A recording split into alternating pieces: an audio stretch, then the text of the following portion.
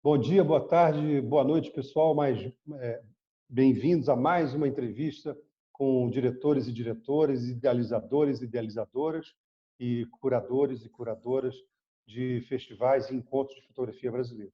Hoje vamos receber João Hulta, que tem uma longa carreira também de fotógrafo, de curador, de pensador, de professor, né? Faz um trabalho de educação muito específico, que ele vai falar um pouco sobre isso, e é o idealizador, o organizador, e o curador, e o produtor, né, João?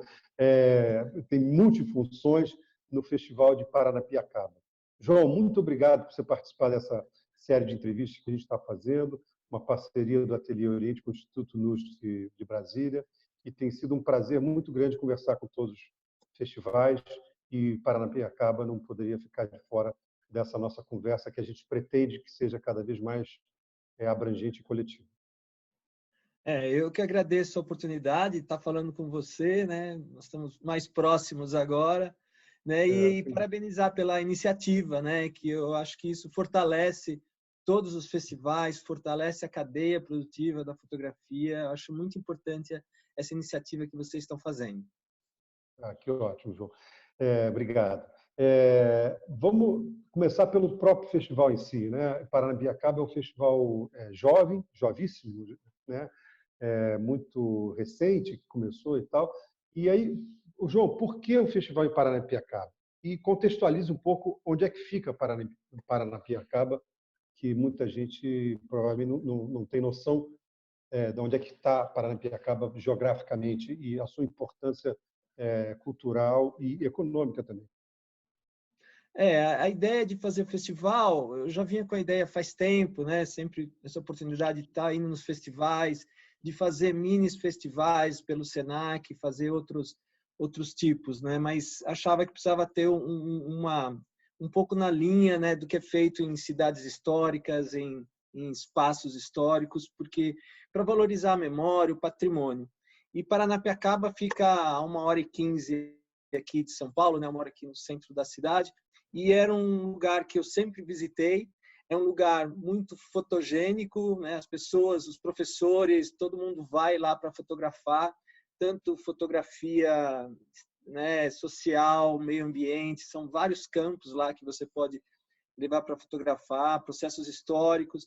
E aí, nessa daí, eu estava pensando, e o que me motivou muito foi, eu sempre tive uma questão do engajamento em atividade com a questão, né, de projetos sociais, de direitos humanos.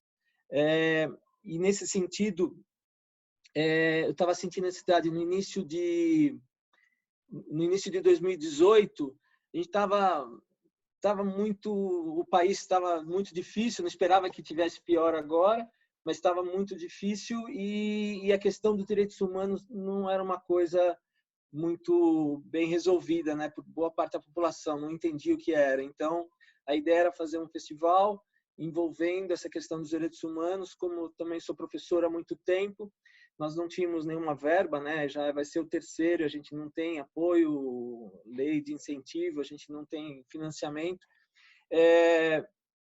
Pensei em fazer junto com um processo formativo com os alunos do bacharelado de fotografia do Senac e com voluntários. Então, a partir dessa necessidade, né, de discutir a questão de fotografia e direitos humanos, pensar em realizar esse festival de uma forma de trabalhar com a educação, porque eu acho que a educação é uma das soluções que a gente tem para esse impasse que a gente está vivendo no país. Você falou da educação e dos direitos humanos, e Paranapiacaba, o festival está muito voltado para essas duas questões e também para o meio ambiente, né? São mais ou menos 3 pilares do Festival de Paranapiacaba, o que o caracteriza de forma muito específica, né? Os outros festivais trabalham com, às vezes, temas diferentes cada ano e tal, mas Paranapiacaba me parece que tem esse foco nessas 3 que eu chamei de pilares, né? Sim. A educação, os direitos humanos e o meio ambiente. Não é isso? Exatamente. E surgiu porque minha trajetória na fotografia foi sempre trabalhar com empoderamento e com grupos marginalizados e subrepresentados, né? Como mulheres, jovens em situação de rua ou jovens vulneráveis, afrodescendentes. Então, todo o meu início na fotografia foi em função desse campo. Eu comecei trabalhando como professor em projetos em comunidades, né? Sendo voluntário em projetos em comunidades. Então, por mais que eu tenha feito também uma outra trajetória com curadoria de exposições, sendo professor, isso sempre está na minha vertente. Então, a ideia foi tentar falar para as pessoas, motivá-las para elas entrarem nessa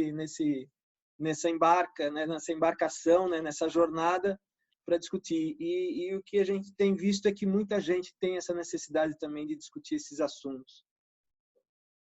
Você faz um trabalho já há algum tempo com deficientes visuais, né, João? Queria que você falasse um pouquinho sobre isso, que é um tema tão importante. Quer dizer, o fato da pessoa ter uma deficiência visual não a impede de interagir com a fotografia ou produzir fotografia e tal.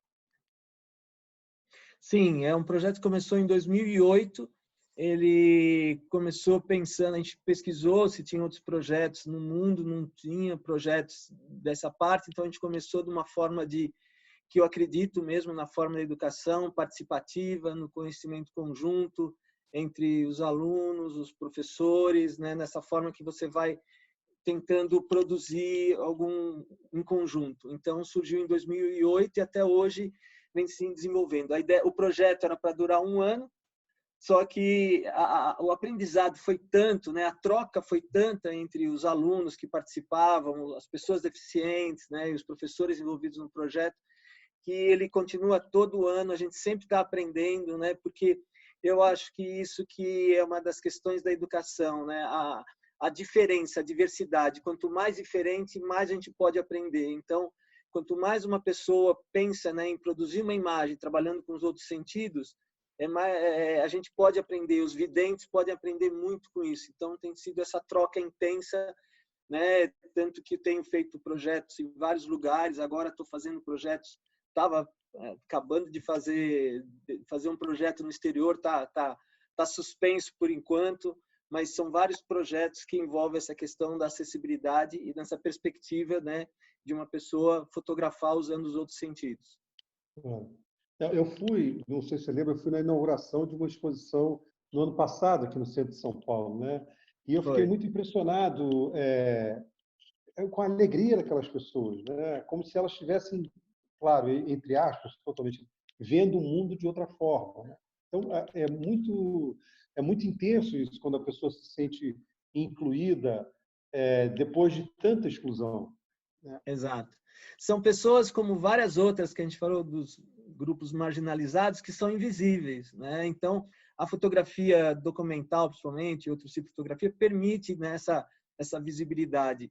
E a educação, nesse ponto, sim, né? O orgulho deles é porque, de algumas dimensões, é porque eles percebem que eles podem ser autônomos e fazer tudo o que todo mundo faz, né? Porque eu nunca me esqueço, no primeiro dia de aula, falando que todos nós somos deficientes.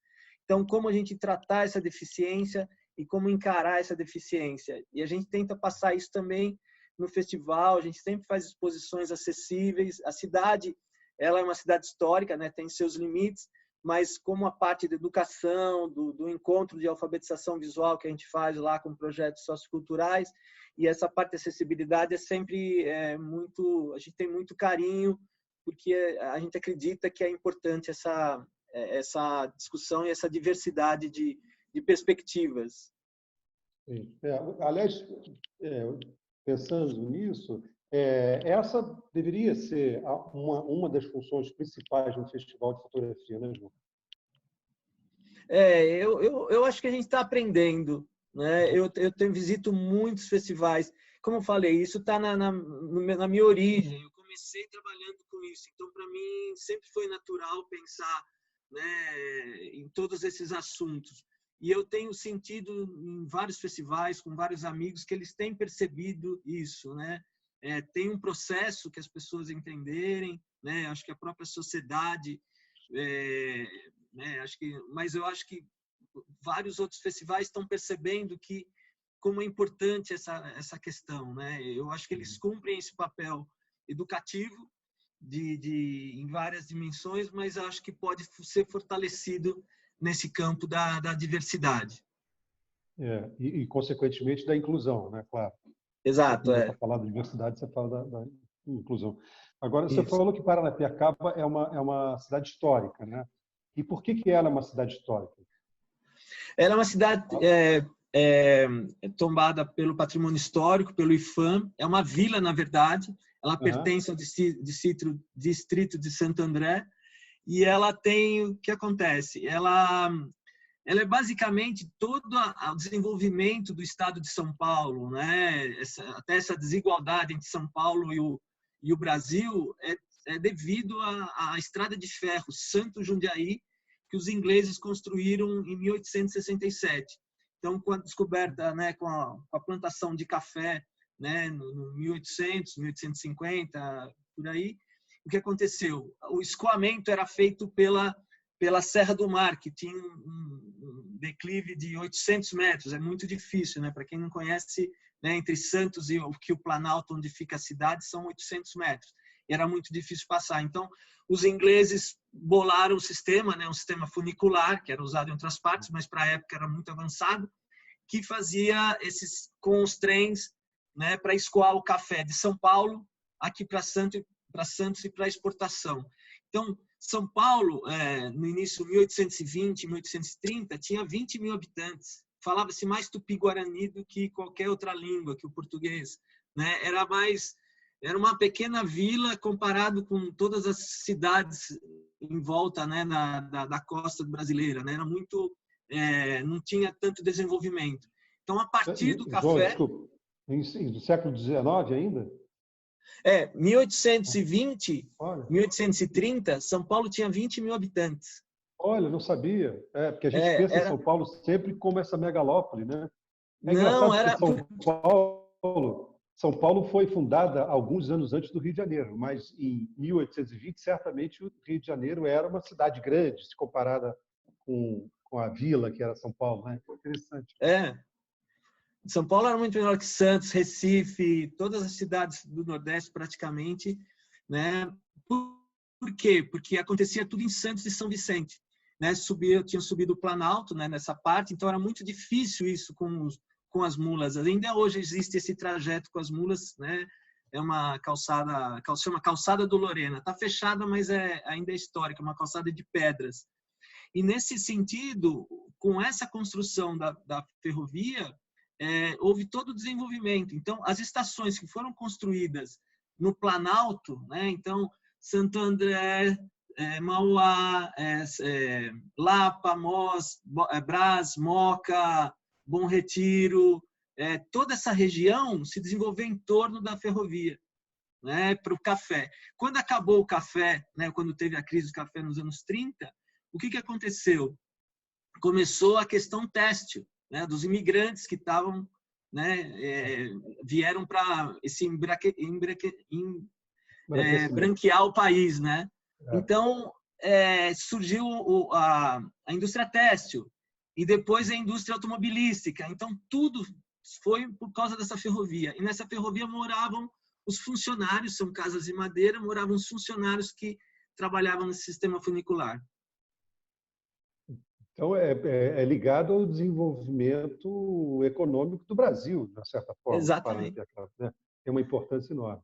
E Paranapiacaba significa de onde se vê o mar. Depois eu vou mostrar uma imagem aqui que dá para ter essa sensação da vila. A vila tem mais ou menos 700 habitantes, né? Tem poucas casas. Hoje está totalmente fechada, né? Por causa da pandemia. E eu imagino que essa vista para o mar, essa Paranapiacaba, esteja mais bonita ainda, porque por causa desse negócio do isolamento social diminuiu muito a poluição, né? Eu estou aqui em São Paulo também e às vezes eu subo aqui na laje do prédio, no 15º andar, e é incrível, né? Como é que o horizonte ficou mais limpo, mais bonito. Imagino que lá em Paranapiacaba isso seja mais presente ainda. E Paranapiacaba tem um negócio de um nevoeiro também que invade a cidade, né? Tem eu tenho aqui uma imagem ou um pequeno vídeo, vou tentar mostrar, não sei, vou tentar Claro, aqui. ótimo. Bota, João. Aqui é a estação, chamava-se Alto da Serra. Essa é uma foto do Guilherme Gaensli, né? E Eu não que estou se vê vendo, a não. parte alta e a parte baixa da vila. Oi? Você tá compartilhando a tela? Eu não compartilhei, espera aí.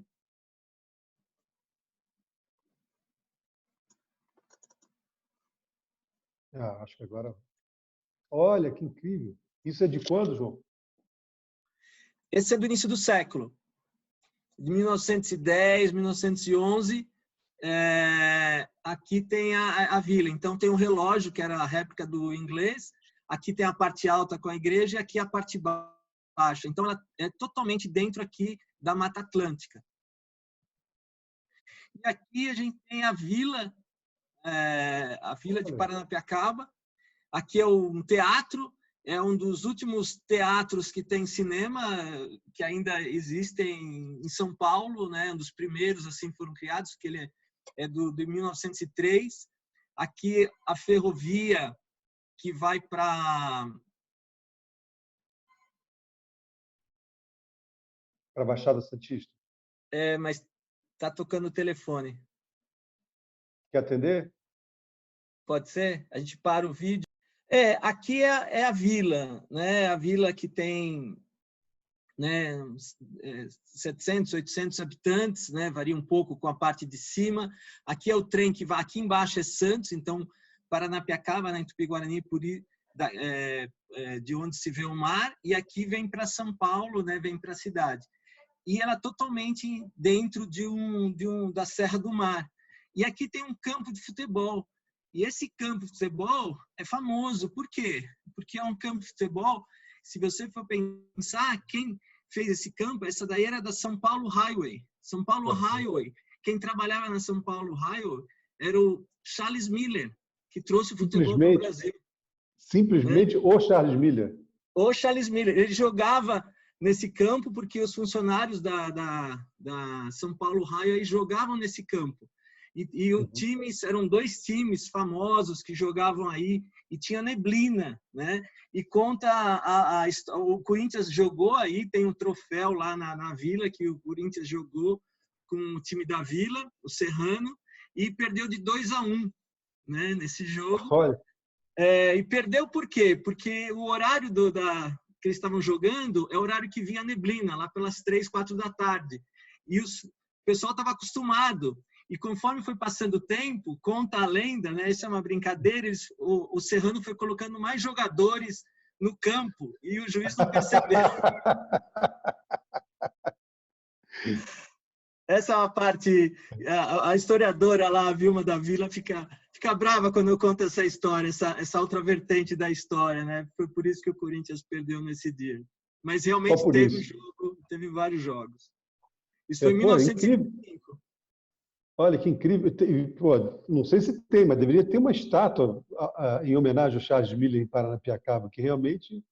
É uma área que está tombada, tá voltando a reformar os espaços, né? É muito importante. E tem... aqui são os voluntários, né? Agradecer eles, assim, sempre, né? Toda a equipe, todos os jovens, todo mundo pode ser voluntário, mas a maioria são jovens.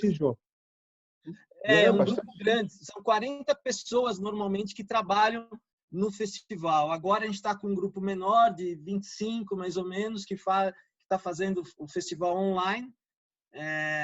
E como você falou, às vezes a gente tem que fazer tudo. Outro dia eu estava fazendo lá a arte do post junto com a menina, eu fazendo. Tem que fazer. E é uma forma participativa. Por exemplo, ontem mesmo a gente estava numa decisão de uma live que vai ser com algumas pessoas, e eu era a favor de uma linha de convidados, e o grupo foi a favor de outra e vai ser a favor de outra. Então, é uma forma participativa desse conselho, desse grupo, e que decide, nós vamos decidindo em conjunto, então eu tenho que convencê-los ou não, né, dessa linha. Então, por isso que nós temos, ao mesmo tempo que a gente chama, né, veio Maurinho Bisiliá, Cláudia Andujar, Tiago, Evandro, né, Tiago Nair, Santana, Evandro Teixeira. exato, Tiago Santana, Evandro Teixeira. Ao mesmo tempo, ele é também dividido numa parte de muitos jovens que se apresentam, né? A gente tem um grupo grande, né, de jovens que se apresentam no festival, porque esse é o nossa linha curatorial, né? Aqui à noite, aqui são as palavras, e aqui é um dos trens, né, antigos que tem na vila. Aqui é a estação que foi restaurada, existia um trem que sai da Estação da Luz, é um trem turístico que a gente faz uma parceria com eles. É isso. Tem mais um vídeo aqui, não sei se... bom. E essa viagem de trem demora quanto tempo, João? Olha aqui. Essa demora 1h30. Aqui é do último festival, o teatro. Aqui é a passarela da Cidade Alta para a Cidade Baixa. Nós fizemos exposições da convocatória, né, na parte externa. Nós tivemos, no último, em 2019, 26 exposições fotográficas. Fizemos parcerias. 26? Aqui a gente fez uma exposição, como era da primeiro... Aqui é o trem chegando. Como nós fizemos a parceria com a Canon, a gente conseguiu uma impressão de algumas exposições e outras nós fizemos parceria também com os artistas. E essa é uma neblina que cai de repente. Por que neblina? Porque como é muito alta, ela fica dentro das nuvens. Então, de repente, você está andando na cidade, passou um segundo, você já acabou, já não está enxergando um palmo na vista. Então, é uma das coisas que chama atenção na vila. As pessoas, muitos vão para lá. Essas são fotos das exposições do último festival. Muita gente vai para lá, a gente fala, poxa, histórico, isso, a vila, não sei o que lá, que vocês mais gostaram? Da neblina, quando chega a neblina. É que as pessoas... Então dá um ar diferente. Aqui era sobre o Brexit, uma exposição sobre muros, Maurinho Bisiliá, Zanelli Mugnoli. Aqui é uma exposição que a gente fez no campo, que era 1º de setembro, aniversário do Corinthians, a gente fez uma exposição no próprio campo, e assim por diante.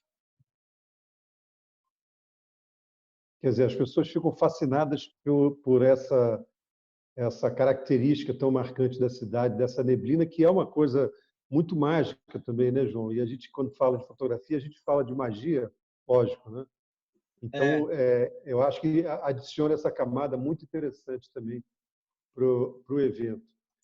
João, deixa eu te perguntar uma coisa. Você atuou como professor durante muitos anos, ainda continua dando aula, evidentemente, trabalhou 30 anos no Senac, se não me engano, e você sempre, como você mencionou aqui, você sempre acompanhou muitos festivais e participou dos festivais, está sempre atento a essa questão dos festivais como plataformas de aumentar a capilaridade da fotografia e também ser uma coisa educativa e não só cultural, né? Nesses anos todos, nesses 30 anos, essas 3 décadas, você atua na fotografia e na arte-educação, se a gente pode dizer isso, qual é a mudança que você tem visto nos festivais recentemente, de um tempo para cá, e também o que você projeta daqui para frente com essa nova realidade, esse novo normal que a gente deve ter que conviver?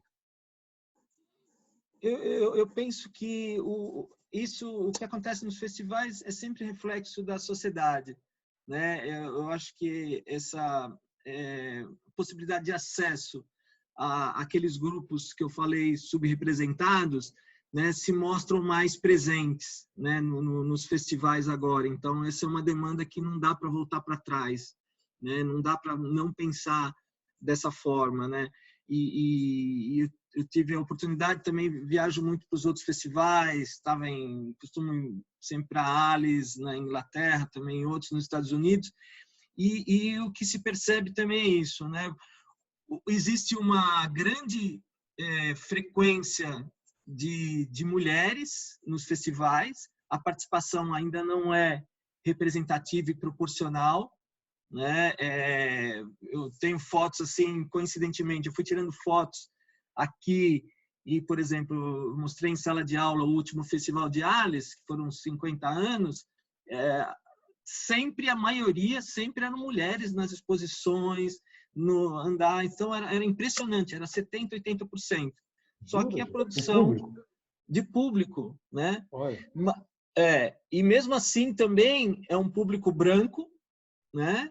Em Arles, né? Que é um festival caro, que as pessoas têm que se deslocar para lá. E França tem um grande percentual, né, de colônias afrodescendentes, mas mesmo assim isso chamou a atenção. Eu comentava com algumas amigas que moram lá, elas não tinham percebido isso. Então, tanto é que depois na Paris Photo a gente percebe que agora eles estão querendo mexer, porque é uma demanda da sociedade por essa maior representatividade, né? Então, eu acho que isso não vai e está acontecendo, não eu acho que por pressão. Então, eu acho que a solução sempre é a gente pressionar de uma forma equilibrada, tolerante, sempre pressionar em todos os campos. Tem que ser pensado nisso também na sociedade. Com relação ao futuro, a minha perspectiva, né? A gente nunca sabe, uma coisa muito nova, ninguém esperava, poucos esperavam que ia acontecer. Eu penso que os festivais vão entrar no momento, né, de 2 anos de um pouco de dificuldade de reposicionar a forma de trabalhar, mas eu acho que no máximo em 2 anos nós vamos retornar àquela força, né? Porque festival é encontro, festival é experiência, festival é se relacionar, é conhecer pessoas. Eu tenho, acho que muita coisa do que eu aprendi foram nos festivais, e não só nas palestras, né? Mas você sabe, né? Naqueles encontros que vocês fazem ali em paralelo, né? Nas conversas, nos relacionamentos. Então, eu acho que volta ao normal depois que tiver essa vacina, depois a gente vai mudar algumas coisas.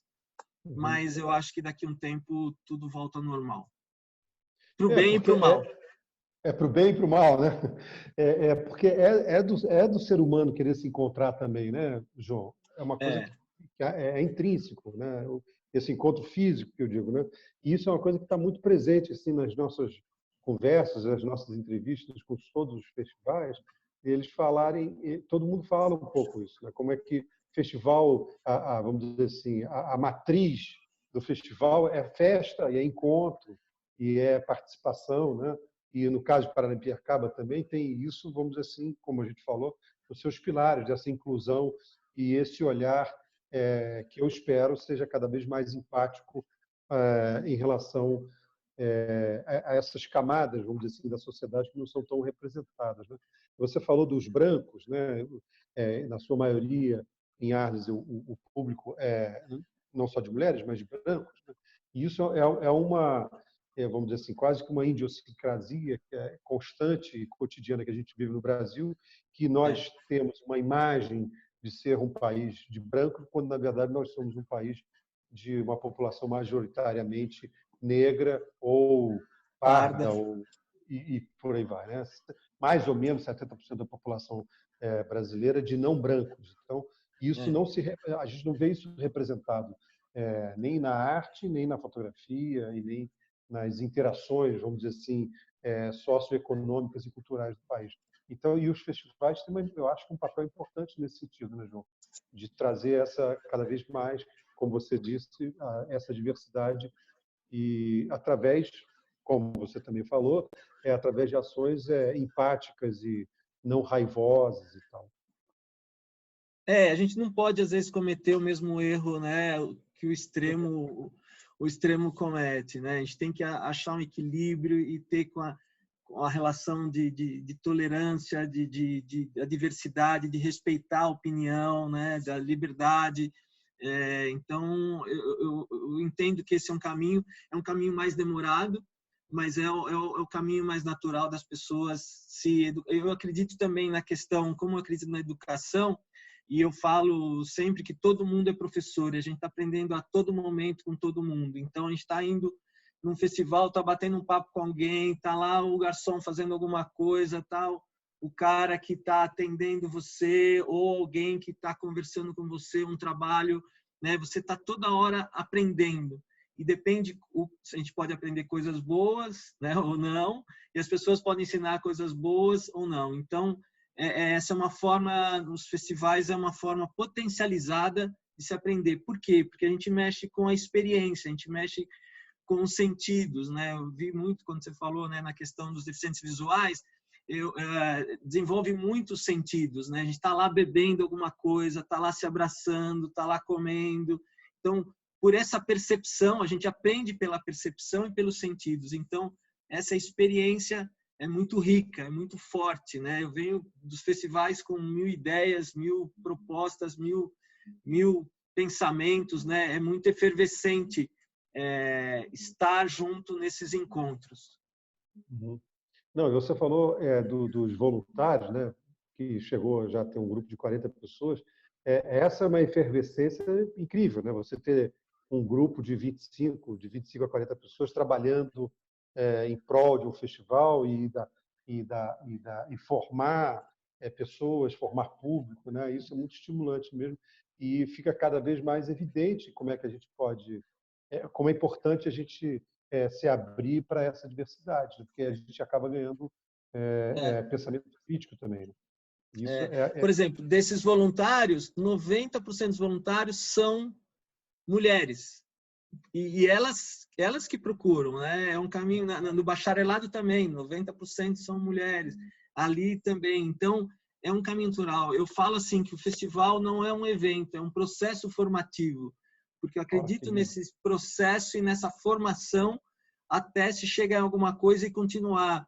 A gente, em função disso, com a boa relação, a gente tem uma casa na vila. Está fechada agora, a gente tem uma casa que tem residência de artistas durante o ano, a gente tem atividades, né? A gente faz uma série de... Porque a gente acredita que não se faz só...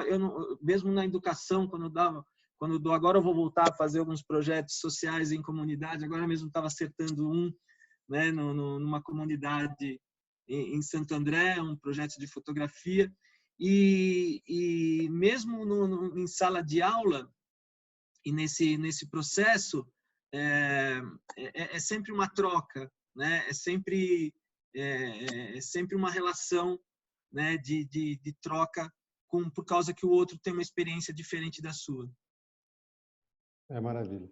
João, infelizmente chegamos aqui no final da nossa conversa, nosso papo. Queria te agradecer imensamente novamente por participar, né? Sempre o encontro com você sempre tão rico e gostoso e afetuoso, né? A gente nos encontramos sempre aí pelos festivais e pelos eventos de fotografia, sempre realmente um prazer estar com você.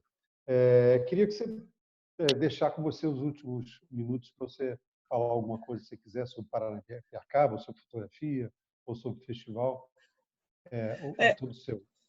Obrigado. Eu queria agradecer nessa oportunidade de estar conversando e conversar também com você é sempre um prazer.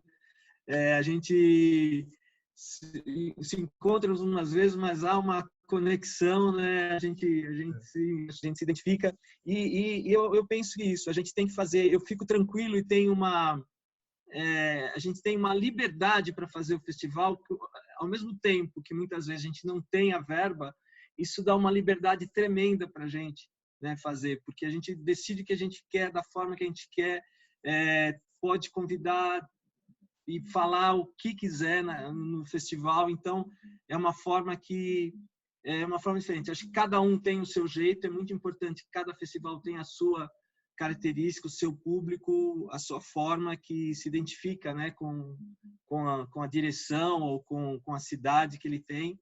E a gente espera que os festivais voltem com toda a força que eles tinham, né? É impressionante a força que a gente tem nesses encontros, e que a gente possa estar melhor daqui a um ano, tanto em termos, né, de cidade, quanto de governo, quanto de oportunidades.